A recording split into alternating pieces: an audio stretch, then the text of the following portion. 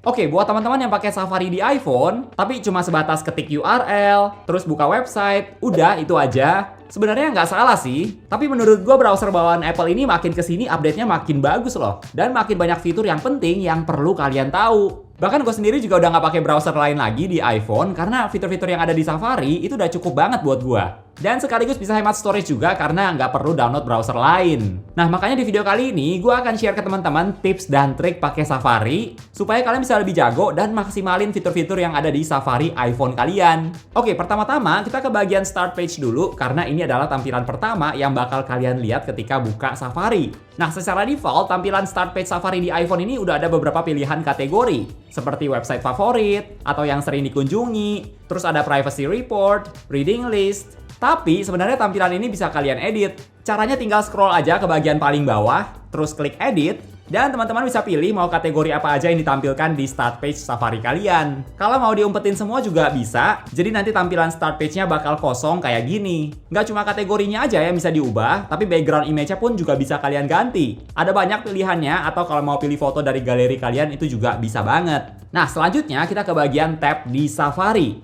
Ini menurut gua penting banget buat kalian paham cara kerjanya supaya ngapain aja jadi lebih cepat. Kalau misalnya teman-teman mau buat tab baru, kalian bisa klik icon yang ada di pojok kanan bawah ini, terus klik tanda plus, dan nanti langsung muncul tab yang baru. Tapi ada cara yang lebih cepat dan lebih gampang. Caranya tinggal kalian swipe ke kiri di area yang buat ketik URL ini, dan langsung nanti dibuatin tab yang baru. Buat navigasi antar tab itu juga caranya mirip kayak buat tab baru. Bisa klik icon pojok kanan bawah lagi, terus pilih tab yang mau dibuka. Atau bisa juga dengan cara swipe ke kiri di area tabnya lagi buat buka tab baru, atau swipe ke kanan buat kembali ke tab sebelumnya. Jadi buat pindah antar tab, kalian tinggal swipe ke kiri atau swipe ke kanan, jadi caranya itu gampang banget.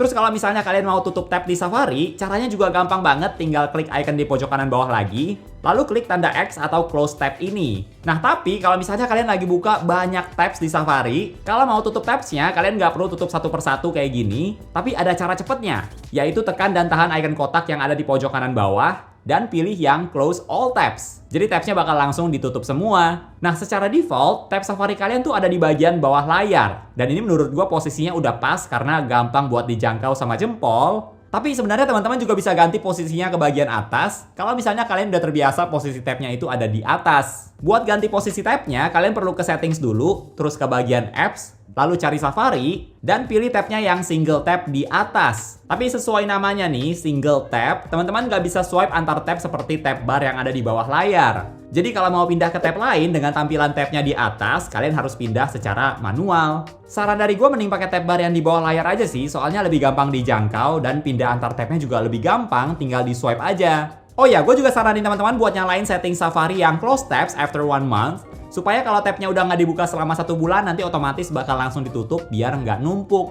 1 bulan menurut gue waktu yang pas sih, soalnya kalau tabnya itu udah nggak dibuka selama 1 bulan, itu secara nggak langsung artinya kalian udah nggak perlu lihat tabnya lagi. Next, buat teman-teman yang mau bikin tab group, misalnya tab group buat kerjaan atau rencana jalan-jalan, nah caranya juga gampang banget. Kalian bisa aja kalau pas ketemu website yang mau dimasukin ke tab group, tinggal tekan dan tahan icon kotak di pojok kanan bawah, terus pilih move to tab group, dan pilih tab group yang udah kalian buat, atau mau buat tab group baru juga bisa, tinggal masukin aja namanya. Atau cara yang kedua, bisa juga dari tampilan seperti ini, lalu klik icon yang di bagian tengah, terus pilih new empty tab group kalau mau buat dari nol, atau tab group baru dari semua tab yang lagi kalian buka itu juga bisa. Nanti setiap tab yang ada di grup ini bisa kalian atur posisinya, atau kalau mau pin tab juga bisa. Oh ya, untuk tab group ini, kalau teman-teman perhatiin, itu pas kalian mau share, opsinya cuma ada iMessage. Nggak ada opsi WhatsApp, email, dan sebagainya. Jadi kalau mau share tab group supaya kalian nggak perlu copy-paste link websitenya satu persatu, caranya adalah kalian tinggal tekan dan tahan bagian nama tab grupnya ini, terus tinggal copy linknya aja. Nanti kalian bisa langsung paste di aplikasi yang mau kalian paste, jadi nggak perlu copy terus paste websitenya satu persatu. Nah, soal tab di Safari, gue juga ada satu tips buat kalian, yaitu kalau misalnya teman-teman nggak sengaja close tab di Safari, kalian bisa goyangin iPhone kalian buat pakai fitur shake to undo kayak gini, dan klik yang undo. Nanti tab yang ketutup tadi bakal dibalikin lagi. Untuk pakai fitur shake to undo, make sure teman-teman nyalain settingnya dulu ya di bagian accessibility, terus pilih yang touch, dan nyalain yang shake to undo. Next, kita lanjut lagi buat teman-teman yang mau baca artikel tanpa terganggu distraksi, kayak misalnya iklan, banner, video yang ada di satu website, kalian bisa manfaatin fitur Reader Mode di Safari. Tapi sebagai catatan, fitur Reader Mode ini bisa kalian pakai kalau misalnya websitenya itu banyak teksnya atau berupa artikel. Tapi kalau misalnya banyak gambar, teksnya cuma sedikit, ya kalian nggak bisa pakai fitur Reader Mode. Nah, Reader Mode ini kadang ikonnya bakal muncul di sebelah kiri tab yang bentuknya kayak icon dokumen atau kertas gitu. Tapi kalau nggak muncul, kalian tinggal klik icon ini, terus pilih yang Show Reader. Nah, kalau udah kayak gini, artinya Reader Mode-nya udah aktif. Dan kalau kalian klik ikonnya sekali lagi, nanti kalian bisa ganti warna background, ganti font artikelnya biar lebih gampang dibaca. Atau mau dibacain juga bisa, tinggal klik fitur Listen to Page. Teman-teman juga bisa atur pengaturan Reader Mode ini, caranya tinggal klik icon 3 titik yang ada di kanan bawah layar, dan nyalain fitur Use Reader Automatically. Jadi setiap kali kalian buka website atau artikel yang bisa pakai Reader Mode, otomatis bakal langsung nyalain fitur Reader Mode-nya. Nah, yang perlu teman-teman tahu juga adalah kadang tuh ada beberapa website yang walaupun isinya banyak teksnya, tapi kalian nggak bisa pakai fitur Reader Mode. Karena salah satu alasannya adalah supaya kalian juga lihat iklannya. Untungnya di Safari ada cara lain buat tutupin bagian-bagian yang bisa mengganggu waktu kalian lagi baca, yaitu fitur Hide Distracting Items. Jadi pas teman-teman klik fitur ini, kalian bisa pilih di bagian mana aja dari website yang lagi kalian buka yang menurut kalian agak mengganggu atau ngalangin yang lagi kalian baca seperti ini. Terus tinggal klik hide dan klik done. Nanti bagian yang kalian pilih tadi langsung hilang.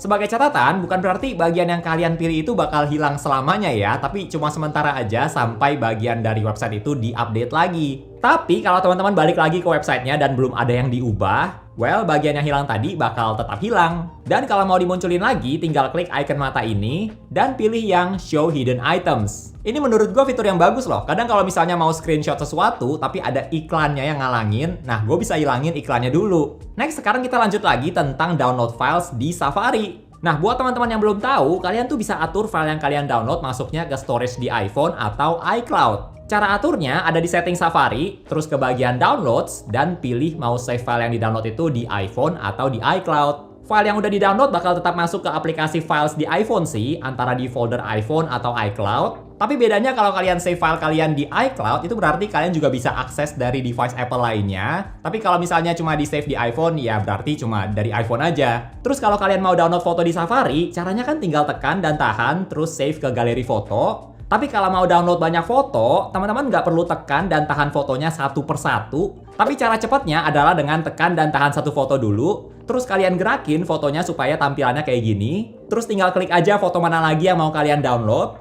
Lalu tekan dan tahan terus fotonya, dan pilih mau ditaruh di aplikasi mana. Mau ke galeri foto bisa, ke WhatsApp juga bisa, dan sebagainya. Jadi gampang banget, nggak perlu tekan dan tahan fotonya satu persatu. Terus teman-teman juga bisa bikin profiles di Safari iPhone. Jadi pas di setting Safari, kalian bisa ketemu New Profile. Ini fungsinya buat pisahin data browsing kalian dengan profile yang berbeda. Jadi kalian bisa bikin profile buat kerjaan, yang isinya website yang berhubungan sama kerjaan kalian. Dan profile lainnya buat entertainment, misalnya buat nonton, dan sebagainya. Buat pindah antar profiles, tinggal klik icon kotak yang di pojok kanan bawah. Terus secara default, bawaan dari Safari iPhone kalian nama profilnya adalah personal. Tapi kalau mau pindah profile, tinggal klik aja buat ganti ke profile lain yang sudah kalian buat.